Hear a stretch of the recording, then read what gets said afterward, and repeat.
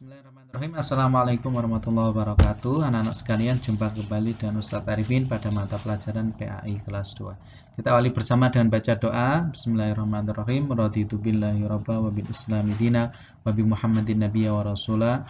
Rabbi zidni ilma warzuqni fahma. Kita lanjutkan anak-anak, untuk pertemuan kita hari ini kita akan membahas tentang keteladanan Nabi dan Rasul. Anak-anak sekalian, insya Allah Ustadz Arifin akan sampaikan di bab kelima tentang Nabi dan Rasul, dan kita akan ambil kisah-kisahnya supaya kita bisa mengambil pelajaran dari kisah tersebut, karena para nabi adalah utusan Allah yang mulia dan di sana ada hikmah yang mana kita bisa tiru. Nah sekalian, kisah yang pertama anak bisa lihat gambarnya, ini adalah gambar ilustrasi. Kita akan awali dengan kisahnya Nabi Hud. Jadi yang pertama Nabi Hud ini adalah keturunan Nabi Nuh. Artinya kakek buyutnya Nabi Hud ini, atas-atasnya garis keturunannya itu sampai dengan kepada Nabi Nuh. Kemudian ayah langsung Nabi Nuh itu namanya adalah Sholih. Kemudian Nabi Nuh itu diutus untuk kaum. Nah, nama kaumnya adalah kaum Ad. Bisa dilihat ya ini. Nama kaumnya adalah kaum Ad. Kaum Ad itu siapa? Kaum Ad itu adalah kaum yang terkenal bisa membuat ukiran di dalam dinding batu. Jadi ini awalnya batu, kemudian dipahat, kemudian bisa menjadi rumah-rumah untuk mereka yang sangat luar biasa. Ini cukup terkenal tentang peninggalan kaum Ad, yaitu dia mengukir dinding-dinding, tebing-tebing batu. Nah, itu adalah tentang kaum Ad. Ternyata meskipun dia pintar dan luar biasa bisa membuat seperti itu, tapi kaum Ad ini penyembah berhala. Dia nyembah patung. Mereka tidak mau percaya kepada apa yang disampaikan Nabi Hud. Kemudian termasuk bahkan Nabi Hud ini tidak dipercayai oleh mereka sebagai utusan Allah. Mereka mengingkarinya. Dia tidak mau percaya. Ya. Ini katanya. Nah, jadi kaum Ad ini tidak percaya kepada Nabi Nuh sebagai nabi, sehingga Allah mengazab mereka dengan kaum mereka, yaitu dengan angin yang sangat kencang selama berhari-hari, dan mereka hancur dan binasa. Catatan penting anak-anak sekalian, jadi meskipun kita punya keahlian sehebat apapun, kalau kita tidak beriman dan percaya kepada Allah, tidak mau menyembah Allah, maka itu akan menjadi kesia-siaan.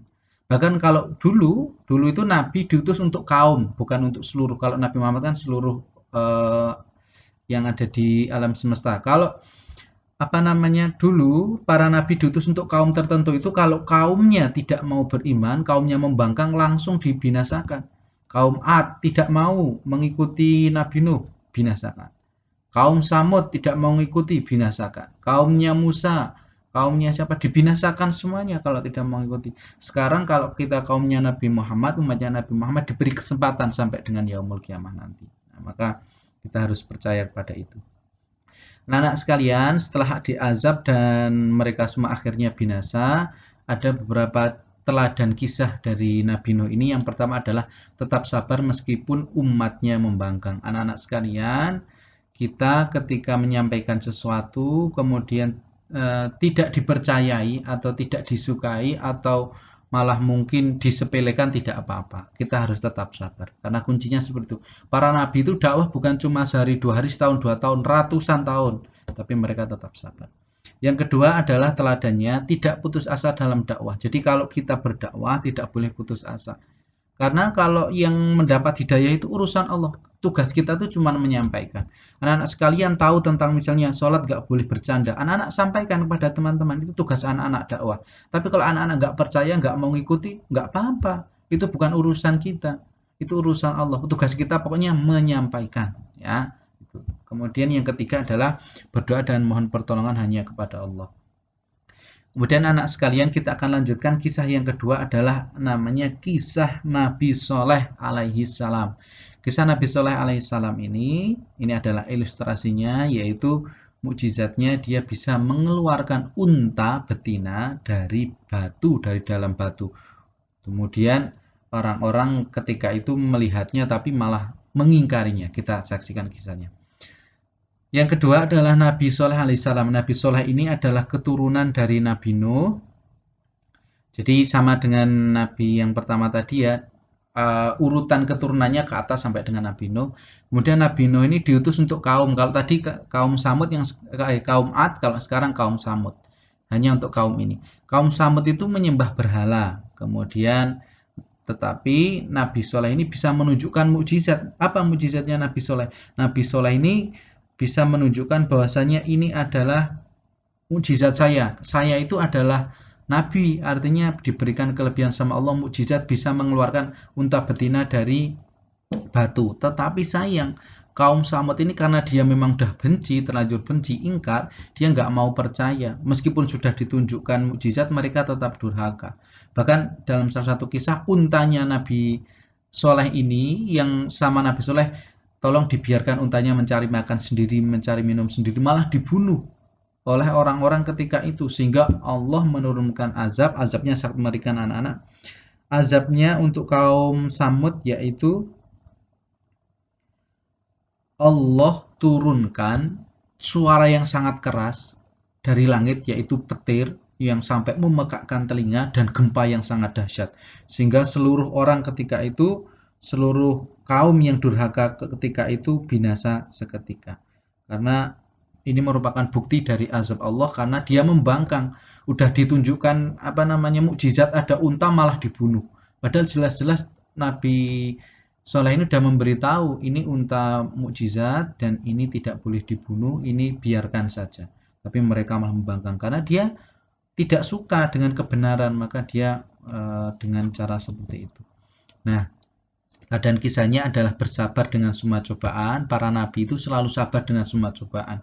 Bahkan cobaan-cobaan mereka sangat ngeri dibandingkan dengan kita. Nah, kita sebagai manusia biasa, bukan nabi, bukan rasul, cobaannya tidak terlalu berat dibandingkan mereka. Tapi kita bisa mencontoh mereka bahwa yang mereka aja kuat, kita juga harus meniru mereka untuk tetap kuat. Yang kedua adalah tidak berusaha dan tetap berusaha dan pantang menyerah. Kayak beberapa para nabi itu mereka semua berikhtiar, ikhtiarnya luar biasa. Sehingga kalau kita yang bukan nabi justru ikhtiarnya harus lebih kuat. Kalau para nabi aja berdoa langsung terkabul, kita yang belum terkabul harus usahanya lebih kuat. Yang ketiga adalah berdoa dan yakin kepada Allah. Jadi insya Allah kalau kita mau berdoa kepada Allah, nggak cukup doa, tapi yakin doa kita insya Allah terkabul, insya Allah juga akan dikabulkan oleh Allah.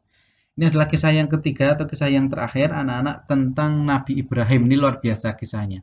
Jadi Nabi Ibrahim ketika orang-orang pergi, jadi masyarakat ketika itu semuanya pergi termasuk rajanya, Raja Namrud. Nabi Ibrahim masuk ke dalam tempat berhala, kemudian dihancurkan semua berhalanya. Setelah dihancurkan semua berhalanya, tongkat yang untuk menghancurkan itu ditaruh di tangannya berhala yang paling besar, satu berhala yang paling besar. Ketika Namrud pulang kaget dia, kenapa berhalanya pada hancur semuanya. Kemudian ditanya, Ibrahim, ini pekerjaannya Ibrahim karena dia yang nggak mau nyembah berhala. Kemudian setelah Ibrahim dipanggil ditanya, Ibrahim, kamu yang menciptakan berhala ini?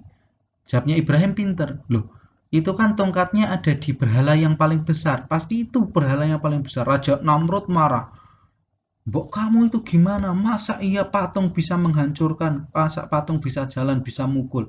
Ibrahim pinter jawabnya. Lah,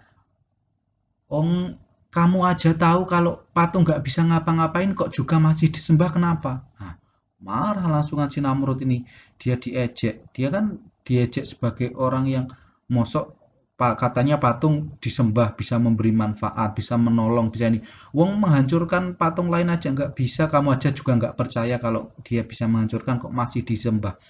Karena Raja Namrud marah, kemudian Raja Namrud sama masyarakat mengikat Nabi Ibrahim untuk dibakar. Tapi dengan pertolongan Allah, Nabi Ibrahim tetap selamat.